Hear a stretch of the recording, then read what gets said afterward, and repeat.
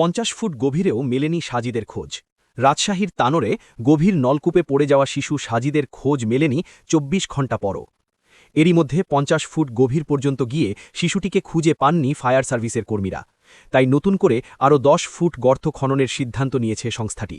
ঘটনাস্থল থেকে ব্রিফিংয়ে ফায়ার সার্ভিসের পরিচালক লেফটেন্যান্ট কর্নেল তাজুল ইসলাম বলেন, গর্তটি 150 থেকে 200 ফুট গভীর। এর ভেতরে যে কোনো জায়গায় শিশুটি আটকে থাকার সম্ভাবনা রয়েছে। বিশ্বের কোথাও এমন কোনো প্রযুক্তি নেই যে এত গভীর গর্ত থেকে তাৎক্ষণিক কাউকে উদ্ধার করবে। নিরাপত্তার কথা চিন্তা করে আমরা পাশে গর্ত করে অনুসন্ধান চালাচ্ছি। এত গভীরে পৌঁছতে বিভিন্ন উন্নত দেশেও 75-78 ঘণ্টা সময় লাগে।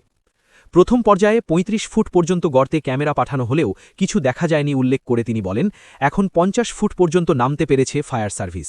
আমরা সর্বোচ্চ প্রযুক্তি ব্যবহার করছি। এর আগে বুধবার দুপুর থেকে গভীর রাত পর্যন্ত কয়েক দফা চেষ্টায় ফায়ার সার্ভিসের কর্মীরা নলকূপের 30 ফুট গর্তে ক্যামেরা নামায়, কিন্তু ওপর থেকে পড়া মাটি ও খড়ের কারণে শিশুটি তারা দেখতে পায়নি।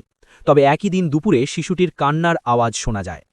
এর আগে বুধবার 10 ডিসেম্বর দুপুর 1:15টার দিকে উপজেলার কোয়েলহাট পূর্বপাড়া গ্রামের ধান খড়ের মাঠে খেলতে খেলতে হঠাৎ গভীর একটি গর্তে পড়ে যায় শিশুটি।